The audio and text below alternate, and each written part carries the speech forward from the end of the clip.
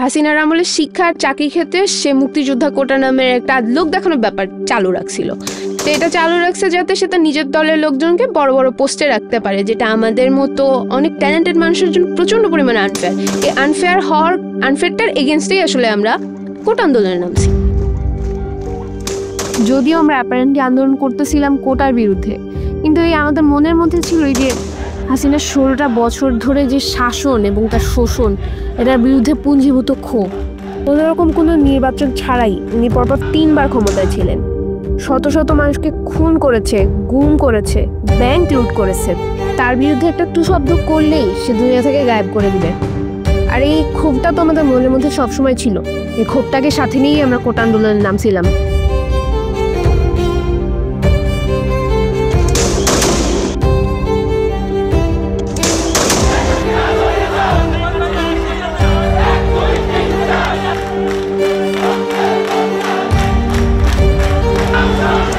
আমাদের দমাইতে শেখ হাসিনা তার সর্বশক্তি প্রয়োগ করছে। হাসিনার সরকার আন্দোলন প্রায় দমন করে ফেলে অবস্থা। প্রধানমন্ত্রী শেখ হাসিনা কোটা রাখবেন না কোটা রাখবেন না। মুক্তিযুদ্ধের বিরুদ্ধে এত ক্ষোভ কেন? তাহলে কি রাজাকারের নাতিপুতিরা পাবে? তখনই আমরা ছাত্রীরা আমরা রাস্তায় নামছি, বিভিন্ন হল এর গেট ভেঙে আমরা সবাই রাস্তায় নেমে আন্দোলন করছি। The whole paradigm shifted. আমরা আন্দোলনকে নতুন রাস্তা দেখাইছি। আমাদের রক্ত গরম হয়ে গেছে, আমাদের কান গরম হয়ে গেছে। আমাদেরকে যে রাজাকার ট্যাগ দিছিল না, আমরা ন্যারেটিভটাই চেঞ্জ করে দিছি। এই মহিলা কিভাবে বলে, সে দেশের প্রধানমন্ত্রী হয়ে এই কথা কি করে বলে, সে নিজেকে কি মনে করছে? সে ক্যাম্পাসে বিজিবি, পুলিশ, টোকাই, ছাত্রলীগ সব নামাইছে। এই যে 20 দিনের মধ্যে ব্রুটালি সে হাজারেরও বেশি ছাত্র জনতাকে তাদের তাজা প্রাণ খুন করেছে। এটা তো ম্যাস কিলিং, তাই না? ওই কলেজের একটা মেয়ের আমি ভিডিও দেখলাম যে মাথার এদিকটা দেখা যাচ্ছে ওকে কোলে করে নিয়ে যাওয়া হচ্ছে বা আঁকড়ে ধরে রাখা এদিকটা কিছু একটা নাই, হলো এদিকটা আঘাত আর ঝরঝর করে রক্ত পড়তেছে। আমি এভাবে কখনো রক্ত পড়তে দেখি নাই।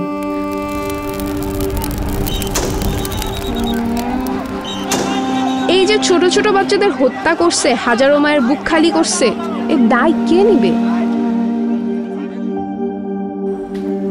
নাইমাকে হারিয়ে নাইমার ছোট ভাই তাসপিয়া, বড় বোন, 2 ভাই বোন অসুস্থ, মানে একদম পুরো অসুস্থ।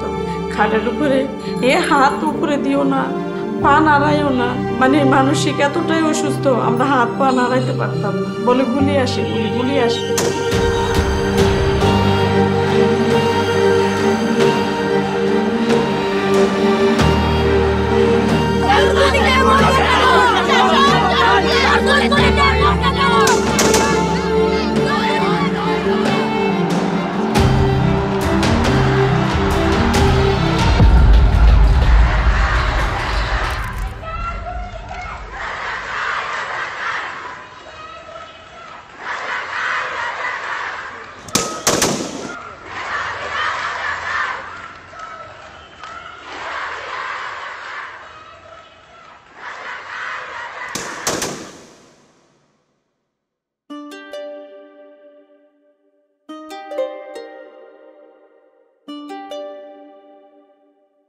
নাইমা ছিল অত্যন্ত মেধাবী। প্লে থেকে প্রতিটা ক্লাসে রুল 1 চালিয়ে আসছে, 8ম শ্রেণী পর্যন্ত চাঁদপুরে। তো ওর বাবার ইচ্ছা, মেয়েরা যেহেতু পড়ালেখা করতে চায়, সম্পত্তি জোড়ায় কি লাভ হবে, আজ আছে কাল নাই। আসল সম্পদ হচ্ছে আমার ছেলে মেয়ে যদি মানুষের মতো মানুষ হয়, এটাই আমাদের সম্পদ। নাইমাকে অনেক সাজুগুজু করতে। হ্যাঁ, ও সবসময় মেহেদি দিত, অনেক সাজুগুজু করত। আর একটা ভিডিও আছে কোথায়, এই যে নাইমা, এই যে বাজি ঈদে আনন্দ করতেছে, বাজি ফুটে। এই জীবনের প্রথম আমরা ঈদে কোনো কিছু নেই।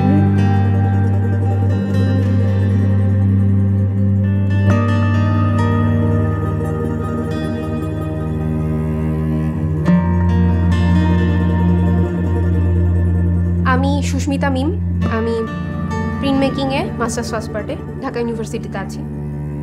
আমরা শাহবাগে যখন শান্তিপূর্ণভাবে বসছি, আমাদের দাবিটা আমরা জানাইছি, তখন পুলিশ এসে আমাদের মেরেছে, আমাদের বন্ধুদের গায়ে হাত তুলেছে, মেয়ে বন্ধুদের গায়ে হাত তুলেছে, তারা গুলি করেছে আমাদের ক্যাম্পাসে। তাদের সাহস কী করে হয়েছে?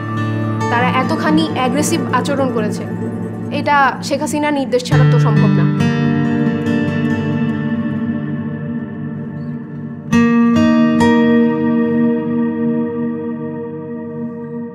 সেদিন আকাশটাও খুব মানে লাল ছিল। আপনাদের মনে পড়ে কিনা যে আমি ফেসবুকে এই যে রক্তমাখা যে ছবিগুলো, ওগুলো আর ওই আকাশটার ছবি নিয়ে আমি একটা, যেহেতু আমি ভিজুয়াল আর্টিস্ট, আমি একটা কোলাজ বানালাম। আমি বের হতে চাচ্ছিলাম বাসাতে, কিন্তু পারতেছিলাম না।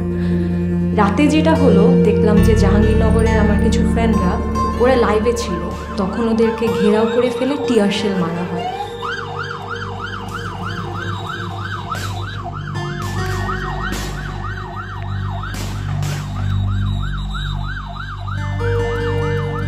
এখনো মানে গায়ে কাটা দিচ্ছে যে আমার বন্ধুদের আমি দেখতেছি যে ওরা কাঁদতেছে, ওরা বলছে আগুন কোথায়, আগুন কোথায়।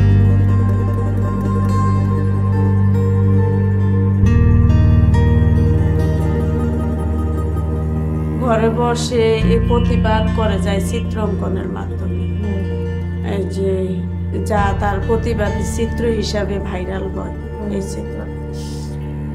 তারপরে নাইমায় বন্ধুদের সাথে কথা বলতো যে আমরা কিভাবে আন্দোলনে যাওয়া যায়, বন্ধুদেরকে উৎসাহিত করতো এই ব্যাপারে, তোরা তোদের কাছ থেকে কর, আশেপাশে যারা আছে আমরা এখানে করি।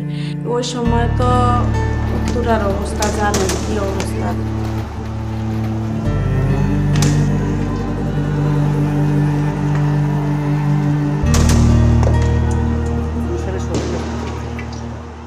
মেয়েটা শুয়ে শুয়ে বলতেছে, মা তুমি এত ভয় পাও কেন? আন্দোলনে যাওয়ার কথা বললে কালকে মাইলস্টোন খোলা, সম্ভবত যদি মাইলস্টোন থেকে মিছিল যায় আমাকে আর তুমি আটকিয়ে রাখতে পারবে না, আমি কলেজ থেকে চলে যাব, তুমি মনে কষ্ট নিও না। আর আমি যদি শহীদ হয়ে যাই তো তুমি আলহামদুলিল্লাহ বলবা।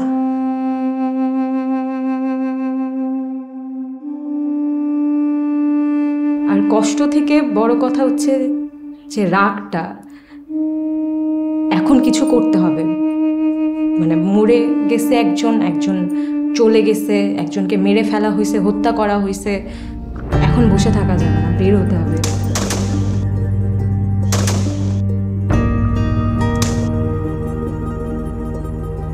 আমি পাঠশালায় পড়ি। পাঠশালা ড্রিকের কিছু মানুষের সাথে, বন্ধু সহযোদ্ধাদের সাথে রাজু ভাস্কর্যে যাই। রাজু ভাস্কর্যে গিয়ে দেখলাম যে আওয়ামী লীগের মানুষজন জড়ো হচ্ছে, জগন্নাথ আওয়ামী লীগ, ঢাকার বাহির থেকে আরও আওয়ামী লীগ, বিভিন্ন ইউনিভার্সিটির আওয়ামী লীগ, ছাত্রলীগের ছেলেপেলেরা আসতেছে। ওদের হাতে একটা রডের মতো, ওইটা নিয়ে ওরা খুব প্রাউডলি হেলমেট পরে রাজু ভাস্কর্যের সামনে দাঁড়িয়ে সেলফি তুলতেছে।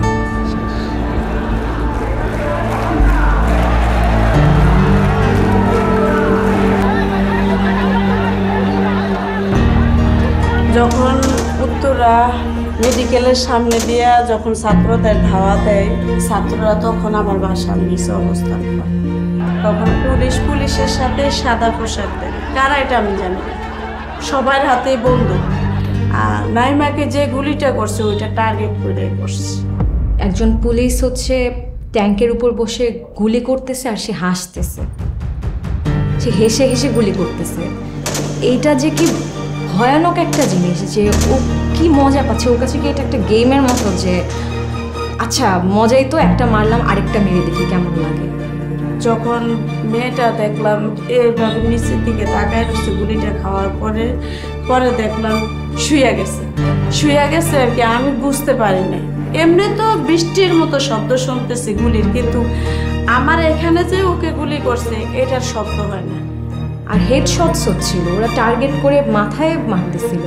তো আমি দেখি যে যখন রক্ত ভাই ভাইসা যাইতে আছে, মানে চাপ দেওয়ার মতো না, কান দিয়েও রক্ত বেরিয়েছে। আমি কোন দিক দিয়ে ওকে চাপ দিয়ে ধরবো? তখন আমি কি যে করছি আমি নিজেও বলতে পারতাম না তখন আমি কি করছি। এটাই আমার মনে আছে, আমি দরজাটা খুলছি যে আমি আর বলতে পারি না আমি কি অবস্থায় ছিল।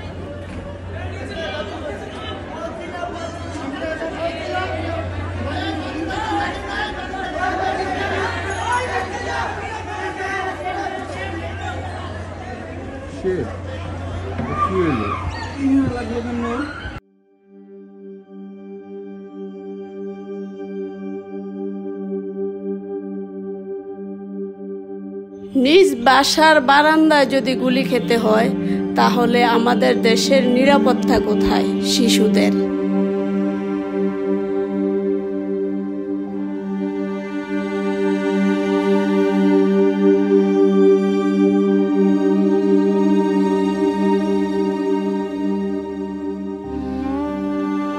আর আমার অবস্থা তো কি বলবো আমি, আমার অবস্থা আমিও নিজে সাইকোলজিস্ট রোগী, নিজেও দেখাই, বাচ্চাদেরও দেখাই।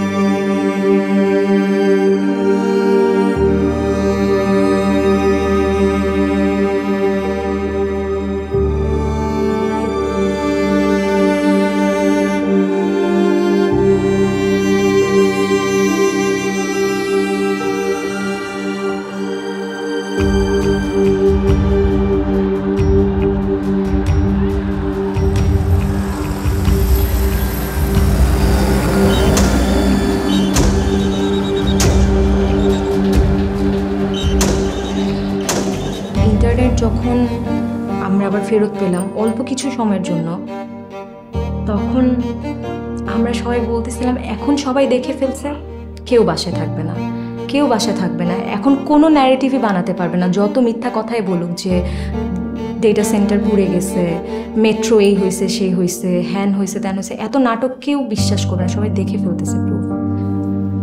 আল্লাহ আমাদের গুণ যে কায়রা নিছে, তুমি তার বিচার আল্লাহর কাছে বিচার।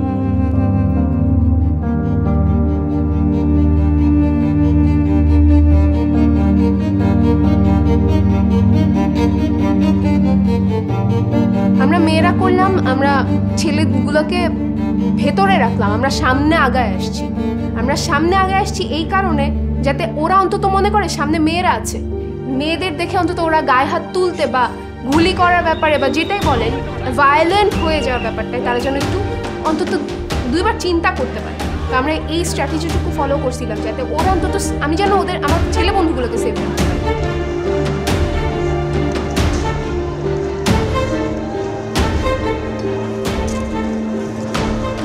পুলিশরা দাঁড়ানো বেগম রোকেয়া হলের দিকে, স্টুডেন্টদের যেতে দিল, দলটাকে যেতে দিল।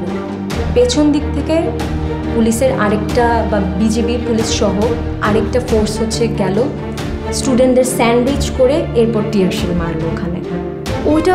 ওইটা আমার জন্য খুবই, আমার বুকে লাগছে জিনিসটা। তখন আমাদের দুজন নারী মানবাধিকার কর্মী আর আমাদের ফটোগ্রাফার একজন আপা, ওনারা তখন পুলিশদের বললেন যে আপনারা কতটা নির্লজ্জ হতে পারেন যে এমন নিরস্ত্র বাচ্চাদের গায়ে আপনারা হাত তুলতে পারতেন, পুলিশদেরকে বলতেছিল। এরপর পুলিশটা যেটা করলো, হাসা শুরু করলো, হা এভাবে বলে। এরপর ওনারা আমাদের ভিডিও করা শুরু করছে। এরপর আমরা বললাম যে ছবি তুলবেন, ভিডিও করবেন, আরও কাছে আসেন। একটা ভয় থাকার কথা যে আমাদের ছবি তুলে নিয়ে যাচ্ছে, আমাদেরকে পরে ধরে নিয়ে যেতে পারে, বাসা থেকে নিয়ে যেতে পারে, কারণ আপারা তো নোন ফেস, আমি হয়তো এতটা নোন ফেস না হতে পারি, কিন্তু ওনাদের বুক ভর্তি সাহস, ওনারা এসব তোয়াক্কাই করেনি।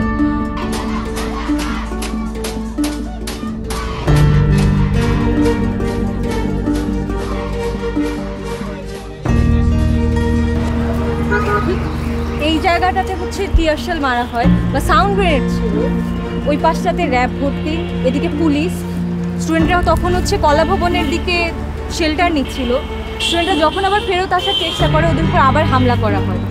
এখানে যে টিয়ার শেলটা পড়ে বা সাউন্ড গ্রেনেডটা পড়ে, ওটা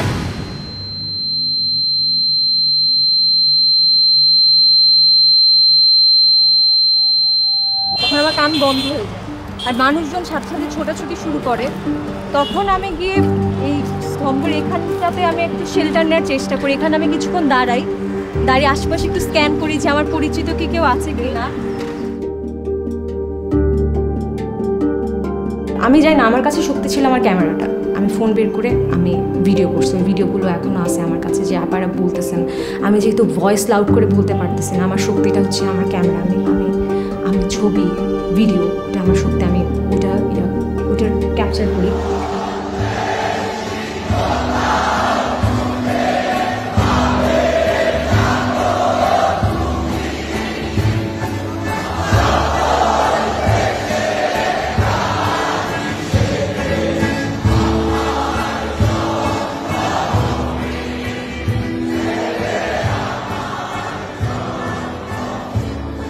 আপনাদের মনে আছে কিনা জানি না, উত্তরা বিএনএস সেন্টারে একটা মেয়ের ছবি এত ভাইরাল হয়েছিল, ওই যে বৃষ্টির মধ্যে হাত উঁচায়ে আন্দোলন করতেছে। এটা আমাকে প্রচণ্ড ইন্সপায়ার করছিল।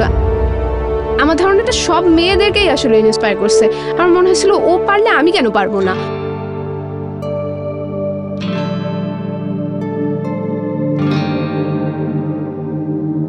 5 তারিখ সকালবেলা মানে ভোরবেলা উঠে আমি আমার বিছানাকে এমনভাবে গুছালাম যে দেখে মনে হয় যে আমি ঘুমাচ্ছি। এভাবে আমি বের হয়ে চলে আসছি। দ্বিধা পুরো রাস্তায় ছিল যে মরে যাবই।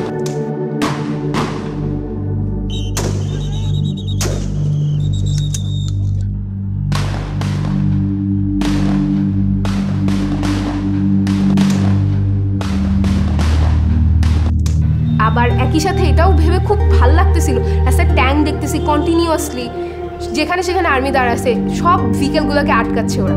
কিন্তু একই সাথে এই জিনিসটা ফিল হচ্ছে যে কিছু তো একটা বেটার আমি করতে যাচ্ছি, যেখানে যাচ্ছি আমি বেটার কিছু একটা করতে যাচ্ছি। মজার কথা হচ্ছে আপনারা বলতেছিলেন যে বেশি দিন কিন্তু এই সরকার টিকবে না, আপনারা কিন্তু ঘুলটে যাবে, টেবিল উইল গেট টার্ন, আপনারা শিক্ষা পাবেন, বেশি দিন পারবেন না, আপনাদের ইউজ করা হচ্ছে। 5 তারিখে আমার সবার প্রথম এই ভিডিওটার কথাই মনে পড়ে যে হ্যাঁ আপনারা বলছিলেন, তখন গুজবাম্পস দেয় আমার সারা শরীরে।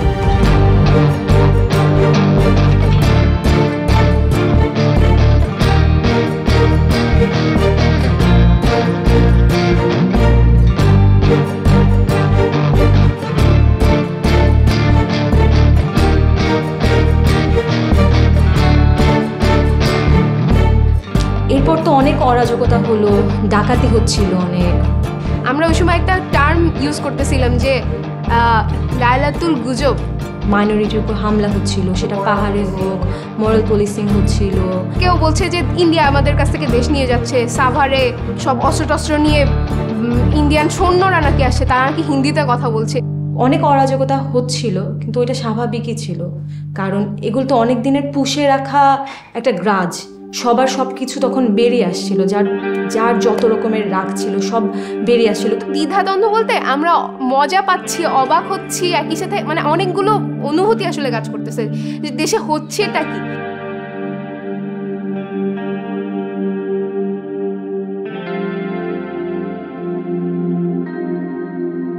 এই বিপ্লব কিন্তু কারো একার না, সবারই বিপ্লব। এই জন্য সবাই চাচ্ছে নিজের ভাগটা নিয়ে নিতে, যেটা অবশ্যই ভ্যালিড। সবাই নিজের যে অধিকার সেগুলোর জন্য রাস্তায় দাঁড়াচ্ছিল। সেখানে নতুন সরকার কি করবে? আমি আইন অনুযায়ী অন্তর্বর্তীকালীন সরকারের প্রধান উপদেষ্টা পদের কর্তব্য বিশ্বস্ততার সহিত পালন করিব।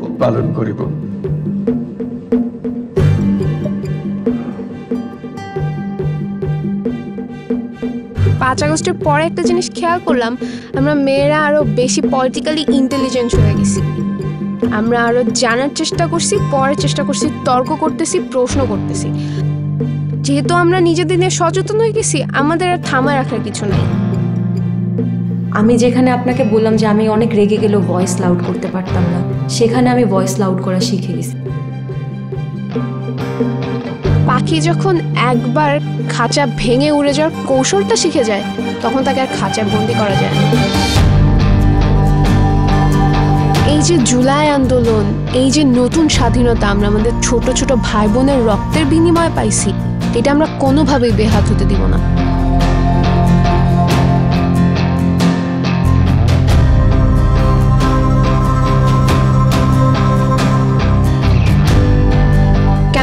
নাই মোহাম্মদপুরে মোরারপুর সিং এর সময় কি হয়েছে, মেয়েদের গায়ে হাত দিছে, আমরা কি করছি তখন? রাস্তায় নামছি, আমরা সরকারকে বাধ্য করছি ওদেরকে অ্যারেস্ট করার জন্য।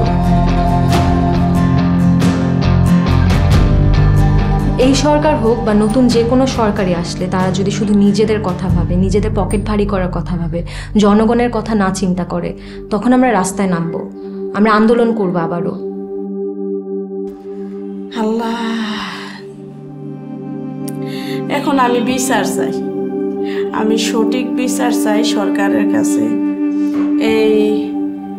এই হত্যার সাথে যারা জড়িত আছে তাদের প্রত্যেককে, যারা তদন্তের মাধ্যমে যারা দোষী তাদেরকে আমি শাস্তি চাই, তাদের ফাঁসি চাই। এতগুলা মায়ের বুক খালি করছে। আমরা যেমন জুলাইকে জন্ম দিছি, জুলাই আমাদেরকে জন্ম দিছে। July has change us all. আমরা এখন শুধু উড়বো।